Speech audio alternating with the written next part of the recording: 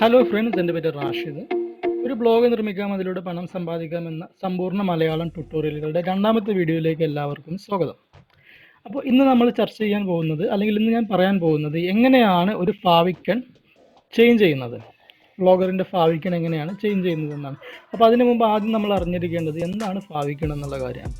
അപ്പോൾ എന്താണ് ഫാവിക്കൺ എന്ന് ചോദിച്ചാൽ, നമ്മൾ ഇപ്പോൾ വിൻഡോസിലൊക്കെ ആണെങ്കിൽ ഒരു ക്രോം തുറക്കുകയാണ്. ക്രോം തുറന്നതിന് ശേഷം നമുക്ക് ഒരുപാട് ടാബ് അതിൽ ഓപ്പൺ ചെയ്ത് കൊണ്ടുപോകാൻ പറ്റും. അപ്പോൾ ഓരോ ടാബിൻ്റെയും ഏറ്റവും മുകളിലായിട്ട് അതിൻ്റെ ലെഫ്റ്റ് കോർണറുള്ള ഒരു ഐക്കണാണ് ഫാവിക്കൺ. അപ്പോൾ നമ്മുടെ സൈറ്റ് നമ്മൾ ആദ്യത്തെ ഈ പറഞ്ഞ ഒരു ബേസിക് ആയിട്ടുള്ളൊരു സൈറ്റാണ്.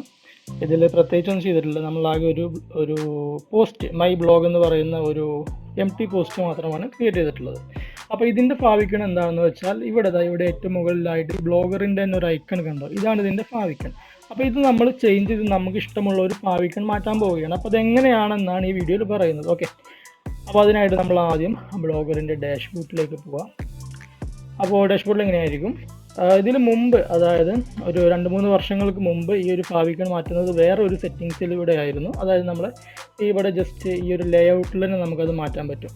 എന്നാൽ ഇപ്പോൾ വരുന്ന ഈ ഒരു ബ്ലോഗറിൻ്റെ ഈ ബീറ്റ വേർഷനായ ഈ ഡാഷ്ബോർഡിൽ ഇവിടെ നമുക്ക് ലേഔട്ടിൽ മാറ്റാൻ പറ്റില്ല. അപ്പോൾ നമ്മൾ ചെയ്യേണ്ടത് സെറ്റിങ്സിൽ പോകാം. അപ്പോൾ അതിൻ്റെ ഓപ്ഷൻ സെറ്റിങ്സിലേക്കാണ് മാറ്റിയിരിക്കുന്നത്. കാരണം അത് ഫാവിക്കൺ ഒരു ഇമ്പോർട്ടൻറ്റ് സെറ്റിങ്സ് ആയതുകൊണ്ട് അത്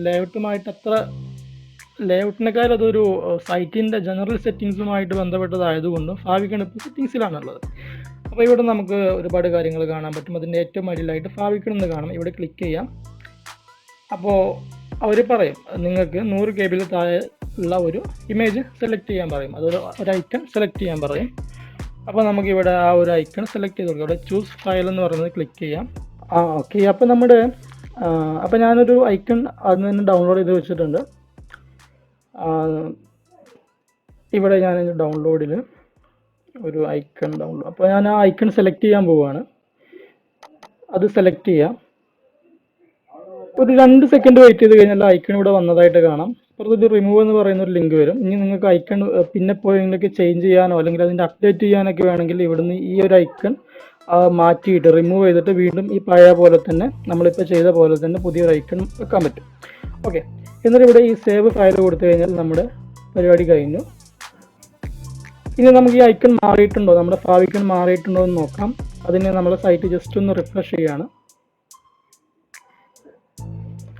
അതെ, നമ്മുടെ ഐക്കൺ മാറിയിട്ടുണ്ട്. അപ്പോൾ ഇന്നത്തെ ഈ വീഡിയോ ഇത്രയേ ഉള്ളൂ. നമ്മളിതുപോലെ സിമ്പിളായിട്ടുള്ള ചെറിയ നുറുങ്ങ് വീഡിയോകളായി ചെയ്യാനാണ് ഉദ്ദേശിക്കുന്നത്. അപ്പോൾ എല്ലാവരും നമ്മുടെ ചാനൽ സബ്സ്ക്രൈബ് ചെയ്യുക, ബെല്ലൈക്കൺ അമർത്തുക. അപ്പോൾ അടുത്തൊരു വീഡിയോയുമായിട്ട് വരുന്നവരെ നന്ദി, നമസ്കാരം, താങ്ക് യു.